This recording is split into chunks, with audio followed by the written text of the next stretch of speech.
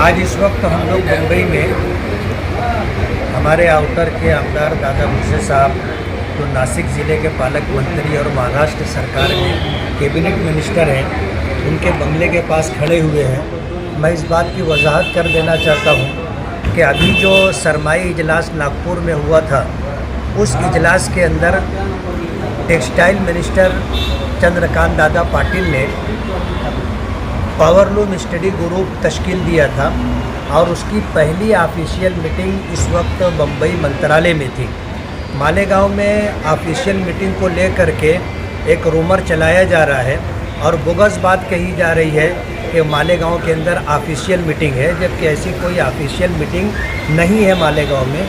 Meeting जो है वो बम्बई में हो चुकी है और उस मीटिंग की तस्वीरें हैं, उसके वीडियो भी। ये बात कल मालेगांव में बहुत तेज़ी के साथ चलाई गई थी और मुनज़्ज़म तरीके से इस बात को लोगों के दरमियान फैलाया गया था कि बम्बई के अंदर जो ऑफिशियल मीटिंग है वो कैंसिल हो गई है। जबकि ऑफिशियल मीटिंग थी, जब हमने जो है मिनिस्टर से और इस कमेटी के अध्यक्ष से दादा भुसे साहब से बात की तो उन्होंने इस बात की तस्दीक की कि मीटिंग है और 11:15 बजे मीटिंग शुरू हुई। तकरीबन घंटा भर मीटिंग हुई और उसमें जो है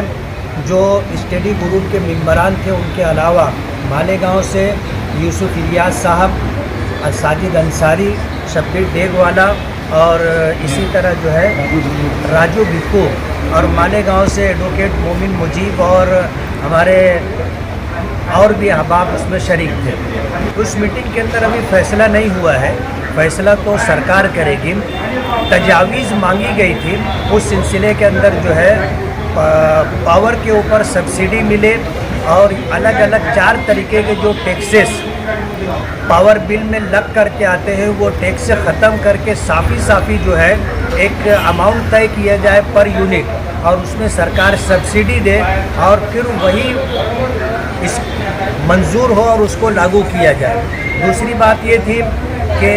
पावरलूम पे जो कपड़ा तैयार होता है वो कपड़ा उन दिनों के अंदर जो कपड़ा तैयार होता है और कपड़ा स्टॉक हो जाता है, सरकार उसे रखे और उस कपड़े की जो कीमत है उसका 80% जो है जिनका कपड़ा है उनको सरकार दे ताकि रोलिंग चलती रहे। इसी तरह यार्न बैंक की जो मरकज़ी सरकार की स्कीम थी उससे मालेगांव के कुछ लोगों ने फ़ायदा उठाया था और वो स्कीम बंद हो गई, उस स्कीम को दोबारा शुरू किया जाए।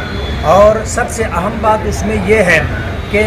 केंद्र सरकार की जो स्कीमें हैं कामगार लोगों के लिए, मज़दूरों के लिए, उसमें पावरलूम मज़दूरों को शामिल किया जाए और सरकार की अलग अलग तरीके की स्कीमें होती है और जब ये पावरलूम मज़दूर उसमें शामिल हो जाएंगे तो इनको जो है पंतप्रधान आवास योजना में मकान भी मिलेगा और इनको जो है इंश्योरेंस भी मिलेगा। इनके हेल्थ के लाइन से उनको इलाज मुआवजे के आयुष्मान कार्ड के ज़रिए से सहूलत मिलेगी और एजुकेशन लाइन से उनके बच्चों को स्कॉलरशिप भी मिलेगी। इस तरह हमने तजवीज़ रखी है कि मज़दूरों को इसमें शामिल किया जाए और जब मज़दूर उसमें शामिल हो जाएंगे तो वो सारी स्कीमें जो केंद्र सरकार की मज़दूरों के लिए है वो पावरलूम मज़दूरों पर भी लागू हो। जब से मैं सियासत में आया हूँ और उससे पहले पावरलूम को लेकर के मालेगांव पावरलूम तंजीमों के ज़िम्मेदारान सरकार की बनाई हुई कमेटियों में या इसके अलावा और प्रोग्रामों में शामिल होते रहे। उनका ये तजुर्बा है और मेरा ये ज़ाती तजुर्बा है कि ये मीटिंग बहुत ज़्यादा पॉजिटिव रही। वजह उसकी ये रही कि इस कमेटी के जो अध्यक्ष हैं दादा भुसे साहब, वो खुद सुनना चाहते थे और उनकी दिलचस्पी का आप अंदाज़ा इस बात से कर सकते हैं कि इस ऑफिशियल मीटिंग से पहले उन्होंने मालेगांव में 2 मीटिंग ली और तमाम पावरलूम तंजीमों के ज़िम्मेदारान ने वहाँ पर वो सारी तजावीज़ रखी जिन तजावीज़ को रूब अमल लाने से मालेगांव को और ख़ास तौर पर प्लेन और सादा पावरलूम को फ़ायदा मिलेगा। और इस वक्त जो है मीटिंग के अंदर ये बात रखी गई कि महाराष्ट्र में जितने पावरलूम सेंटर हैं,